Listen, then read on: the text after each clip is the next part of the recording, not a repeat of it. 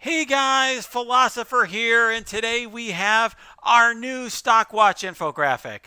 This is for the month of March 2021. So if you're watching this far in the future, past April of 2021, you should look for a newer video. This is March 29th, the end of the month. This is when we put out our stock watch, and we're going to start actually by looking at our last infographic. This is from February, and what I want to do is just quickly recap so you can see how our recommendations changed from last month to this month. So, last month I said X Factor is trending up because there were rumors that more members of the team were coming. Of course, that turned out to be true. Multiple Man and Polaris are coming. Ultron I had trending up because of the red stars on the character, which still haven't been implemented yet. Red Guardian and Night Nurse I said were important to farm the skill nodes in the Doom Raid. I had trending down Uncanny and Phoenix just because they are now losing. They've lost Beast, and so they just aren't as potent on war offense. That, at least in my experience, has turned out to be the case. I've actually seen some top players throw them on war defense now because they don't use them much on war offense. Symbiotes I had as no longer the premier raid team because now Axemen are better in raids at a lower power level. I will say that this one has turned out not to be quite right. I think that symbiotes actually have more value than I thought on war offense now, even though, as I point out here, they were still top notch in GD3, GD4, and the City Doom nodes. Excuse me, not City, the Bio Doom nodes is what I should have said there. They also are valuable on war offense against the Sinister Six team, and we will have a video coming out later this week showing how well the Sinister Six are countered by the symbiotes. But in any event, I do think symbiotes still have value, but they were trending down from being this preeminent team that they used to be. And then Marauders, as I said, were trending down just through being a top two war defense. They still were at the time, but I'm like, Shadowland's coming out. They might go down a little bit. And then, as I said, Axemen are great. I thought X Factor will likely overtake them. I still think that's true. Shadowland, I think I underestimated a little bit. I said they look strong on paper, and they did. But I said that they need many T4s and are only for endgame players. I no longer think that's the case. If you look at some of my recent videos, I showed how you only need 8 T4s to get the Shadowland team online, and they're just so overpowered. We'll talk about that a little later when we look at this month's stock watch. As far as my investment advice, I said to save your gold promos, really only use them on long shot. And we're going to talk a little bit more why I did that in a second. And then I said to save your basic red star orbs if you could for this new Ultron currency. And then the priority upgrades, I had Longshot, Shatterstar, Doc Ock, Emma, Sinister, Bishop, Red Guardian, Zemo, X-23, and Ultron. This section turned out to be confusing to people. They weren't sure whether I meant red stars or gear. I kind of meant both. So I've changed that up a little bit in the new infographic. And then I said, looking forward, hold resources for a meta shift away from Black Order to a new arena team. I think that has arrived now that Silver Surfer's around. He really is countering Black Order. Just in a single character. And as everybody else gets him now in the season pass, now only the whales have him, I think we're going to see Black Order receding in arena. Build your roster to farm the Doom Raid. I still think that is something that's good to do. But I do want to make a point is that I am now part of the Blue ISO playtest. And this infographic was from February of 2021. So any of the advice I gave you or speculation was based on the information I had at the time. I've deliberately kept that the same. I've kept my recommendations the same in this infographic. I'll stand by my prior recommendations based on that speculation, but I'm not going to say anything more about Blue ISO than that because I want to make sure that I adhere to the NDA that I've signed. All right, now let's look at the new infographic. I've linked it below, so you can just skip ahead, go there if you want, or go to our Discord, which is also linked below to discuss it. But I want to walk through here because I'm going to give you, instead of just showing you the infographic, I'm going to walk through why I made each choice. And then I'm going to also tell you some of the input I've gotten to when I've talked to other top players about how to put this together. I've actually run drafts of this by several different players and gotten their feedback. So I'll talk to you about some of the different feedback I've received as well. So first of all, on the trending up now, I do have X Factor still as number one, and I really debated whether to put X Factor number one or Shadowland number one. And I got some back and forth when I was in disagreement about that from top players, but everyone agreed that they're really the two hype things right now, at least at high levels of the game. And once again, this says vision from the end game. This is not my resource for new players. I have plenty of stuff. I do have a great video for new players that I'll link below called Path to Power to help newer players and mid-game players. I have great infographics for new players. This is more a vision from the end game, showing not only end game players what the trends and the meta are, but helping you if you're in the mid game to know what of the characters you're investing in are gaining value or losing value in the end game to help you make wiser investments. Okay. So X Factor, now you got those two new members for sure confirmed. X Factor looks stronger because those amazing passives on Longshot and Shatterstar affect the entire team. And the new characters do look very interesting, although we won't know their power level for sure until they're in the game, but they look strong. Shadowland, as I say, the reason I have them trending up here is because I think that their importance exceeded my expectations last month. In other words, last month I didn't diss Shadowland at all. I said they look OP on paper and so forth, but I thought, this is going to be a team that the whales are going to build, and the top players and the top, 100 alliances are going to build for war offense. But I didn't really see how insanely powerful the team was, how much they can punch up, and also how they're the best counter for Doom. I mean, White Tiger is insane. This team goes before everyone else. They get all the speed bar on spawn from the White Tiger passive, and then White Tiger can either kill or disable someone before they take a turn. And her special has a 2-turn ability block, which is just devastating to Doom. So first of all, you probably saw, first of all, you saw this video this past week where I showed 180k punch up. My Shadowland beat this Max Doom with a super big Marauders team. Later this week we're going to have another one where I show Shadowland, also taking on another Doom team. I've been basically taking on these Doom teams every single war, and that's really because Shadowland's so good at it. And so what I really think is going to happen is that as more people, that's the old one, as more people unlock Doom, and you're not just dealing with, there's one guy in the opposing team who has Doom, or none of our opponents have Doom, but when you get to the point where most of your opponents have multiple Dooms in war, I think everyone's going to need to be, building Shadowland over time to counter Doom, as well as some of these other great teams, because they really punch up well against Shadowland, against Marauders, even without Doom. As for the number 3 one, I literally kept this the same from last month with Red Guardian and Night Nurse, because this is something I predicted last month, but it's becoming a full-on trend. I am just seeing many, many top players investing into getting their Red Guardian and Night Nurse to G14 or G15 and to excel at the skill nodes in the Doom Raid, because frankly, those are the most difficult nodes. I personally brought my Red Guardian and Night Nurse to G15 to do the same. So trending down, I have Black Order here as number 1, and that's just because, Silver Surfer alone really hard counters the Black Order. I really think that as more and more players have Silver Surfer, it's going to be harder to succeed with Black Order on defense in Arena. I think they were always a team that you could counter, but I just think that they are getting easier and easier to beat, and I think we're going to start seeing a meta, if not this month, in the coming month or two, that really is much more diverse than just Black Order, which is how Arena has been for quite some time now.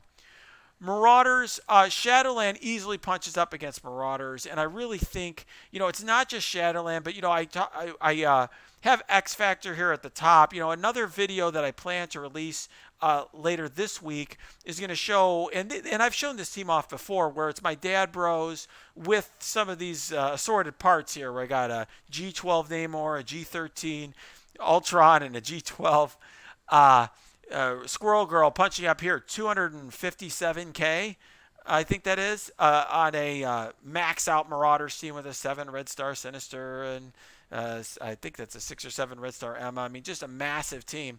And so, this team already makes mincemeat of the Marauders.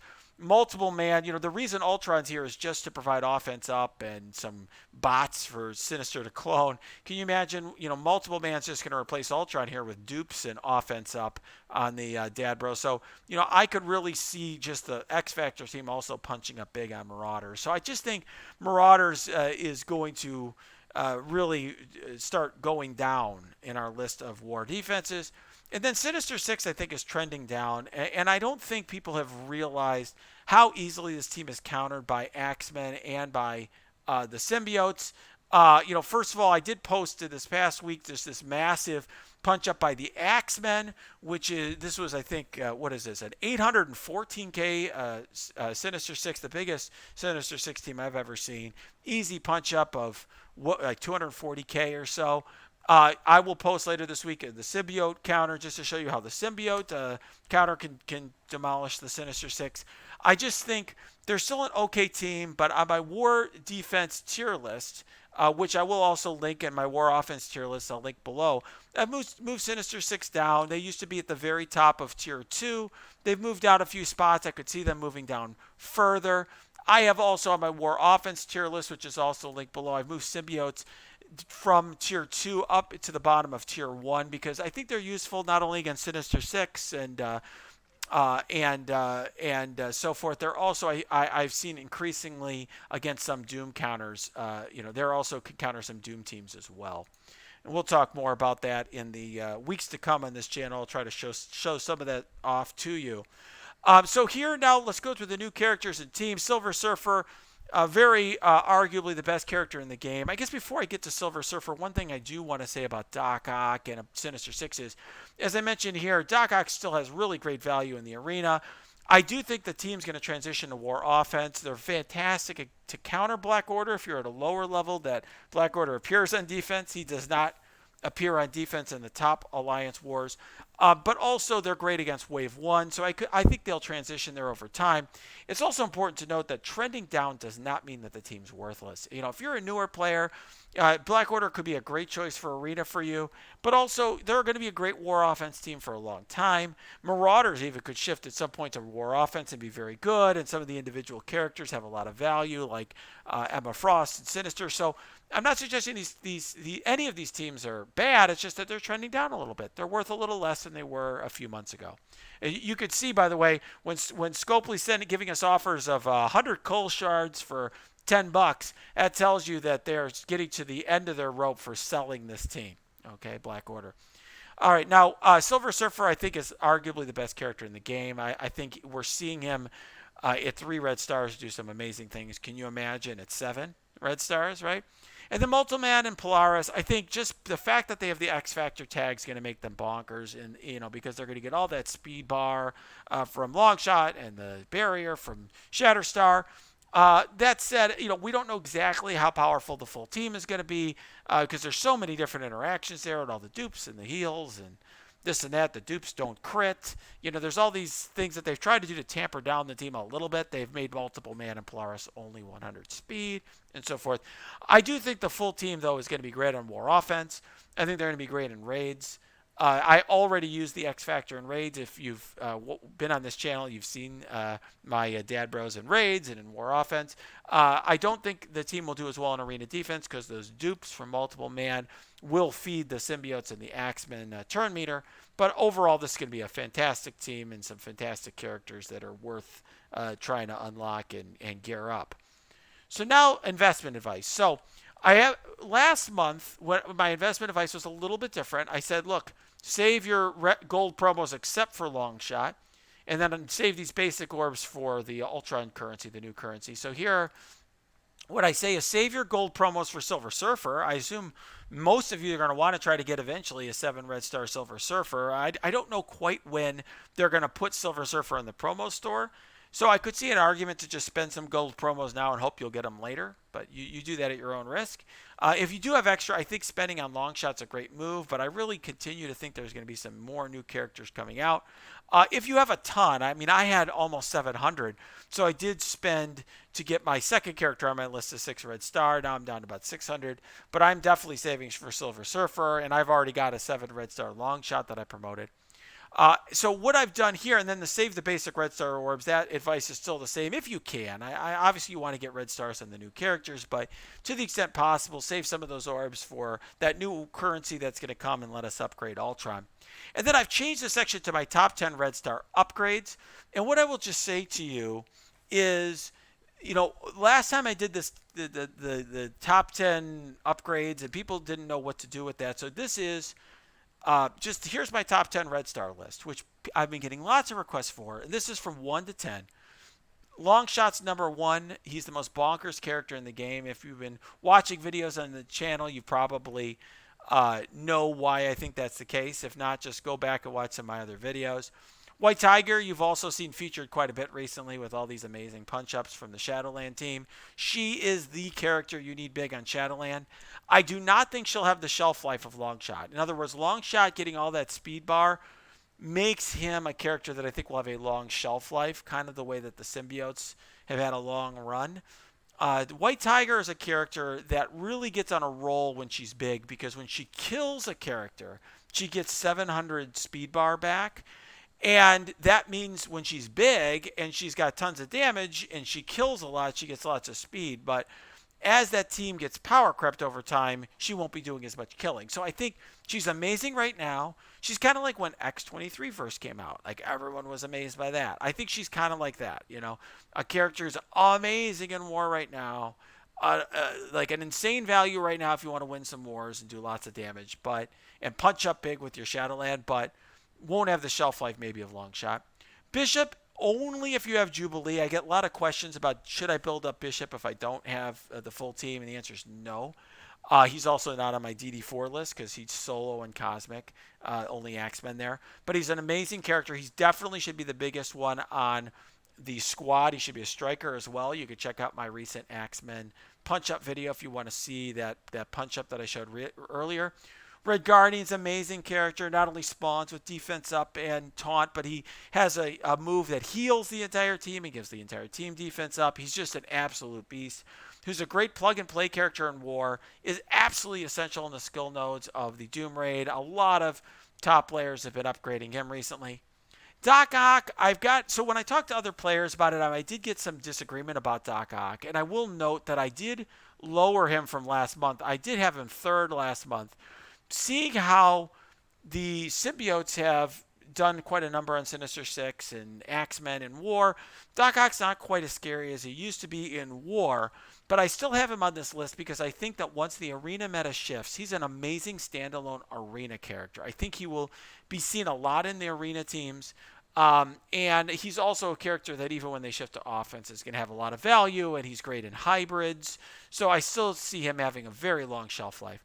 Shatterstar I moved down a little bit on the list because I think while his damage is really awesome and he's gotten buffed amazingly with the defense down on everyone versus just the one character on his special, I just think his value in terms of the red stars is mostly from the size of his barrier, and I just don't think it's quite as impactful as some of these other characters. But obviously still, I have him, sixth on my list, so he's obviously an amazing character to upgrade. Mr. Sinister was actually the most controversial choice on this list when I was talking to top players. I had one top player tell me straight up that he would drop Sinister from the list because he doesn't really use him other than war defense. Personally, I use him on war defense and on one node in the Doom Raid, on the Boss node, to clone Longshot, ironically, to get 2 long shots. But I will say that I do think that Sinister will have value in arena offense as the arena meta shifts to a Doom Silver Surfer type meta, because a lot of people are going to want to clone Doom. So I do think he still has value, and the red stars really impact his clones a lot. So I think he's worth having on this list, but I will say that he's controversial. I just didn't think that the other choices towards the bottom of this list really outweighed things enough to keep him here. I didn't think they outweighed him enough to drive him off the list, I should say. Emma Frost, her value's gone down for me. She's another one that went down the list a little bit. And it's just because she's not as important on arena defense. She used to be a character that you really wanted to have high red stars on for arena defense and for raids. Now, she's not as necessary for raids. now that the Doom raids have so many choices for the mutant nodes. On arena defense, excuse me, on arena defense, I meant war defense. War defense is where you wanted to have her with big red stars. She's that team is going to be falling off. Is falling off some and is falling off even more soon on war defense. But I do think she's going to be a great standalone arena character. So I think as we have a more diverse arena meta, I do think she's going to get play there. She's still the best cleanser in the game and one of the best all-around characters. With a kit, I think will have a lot of lasting value. Could see her own team in the future. Baron Zemo, we all got a free Baron Zemo with 5 red stars recently in the event. Thought about leaving him off. For the same reason, by the way, I don't have Silver Surfer on this list. Okay. Because Silver Surfer can't be upgradable. But Baron Zemo, I kept him on. Some people may want to bring him to 6 red star. I think he's a fantastic choice. He's great on war offense. He's really good in hybrid teams on war. He's going to be valuable for a long time taking on teams like the Mercs. He's also got value in arena offense, and that ability block, I think, in the Doom era is gonna hold. I could see an argument for bringing him higher on this list, but I really think he does what he needs to do at 5. But there's definitely some arguments to be made, particularly for making sure his passive strips buffs. X-23, she's a character I kept on here. I really debated in my mind. I spent a lot of time discussing with other players. I think she's great in hybrid teams. Still will be after X-Force is fallen off. I think the team has fallen off a little bit, but still high level enough that she's important in war. She's actually, a lot of players are bringing her bigger because the team's falling off, so you need a bigger X-23 and a bigger Negasonic to make up for that. But I think that as the hybridization of war becomes more prevalent, that X-23 will still have value with that ability block. She gains speed bar on her passive when enemies go down in health and so forth. She has that great ultimate. That said, part of the reason I kept her on here is that the other choices just were not that appealing. When I asked other top players for their choices, I got things like Taskmaster, because he's also good in Doom Raid, which is fine, but he's kind of been out for a while now, and he's not a vital piece for Doom Raid. You can do without him on the skill nodes. And then Beast, somebody mentioned if you have Jubilee, but I really think all you need is for Beast to stay alive, and at 5 red stars, he probably could do that. I'm just not sure red stars are absolutely needed on Beast. So I felt comfortable having X-23 here, but I would say there's a drop-off after Zemo. There's a tier dropped out after Zemo on this list. So looking forward, I think, as I said in the last time, building your roster to farm the Doom Raid for Blue ISO and new raid milestones, which are fantastic, and I suspect and have heard some rumors that they are going to be adding all sorts of goodies to those new raid milestones in the future. I will just say that I have not, like I said, this is not based on any new information, just based on what I already knew before the playtest. Number 2, building Silver Surfer in Shadowland to counter Doom as more people unlock him. I really think that's my number 1 advice for people right now. I do see war changing, that Doom is going to be more and more prevalent. I do think that you're going to see, for example, Doom start shifting to war offense as more people develop counters for Doom. And of course, people are going to get more used to facing him in arena. So I do think Silver Surfer and Shadowland are going to be important. I would do that. After I'd say this is more of a priority, getting the Doom Raid down so you get the Blue ISO and keep building the size of your best characters, but also getting ready to counter Doom. And then 3, I just kept this on from last month, the speculation, farming extra green ISO, just in case you need level 5 green ISO to equip Blue. That's just a carryover from last month. So all in all, this is my stock watch for the month of March. There will be another one next month. This is something we do on a monthly basis. So if you enjoyed this content and you want to discuss it more, if you have questions for me, certainly you can leave some in the comments below. You also can visit our Discord. The link's below. We do lots of theory crafting and prediction of the meta there. I also have a link to my Twitch stream where we have lots of in-depth discussion of topics like this. And I also have a link not only to this infographic, but to some of the other infographics that we saw during this video. So smash that like button, subscribe, and thanks for watching.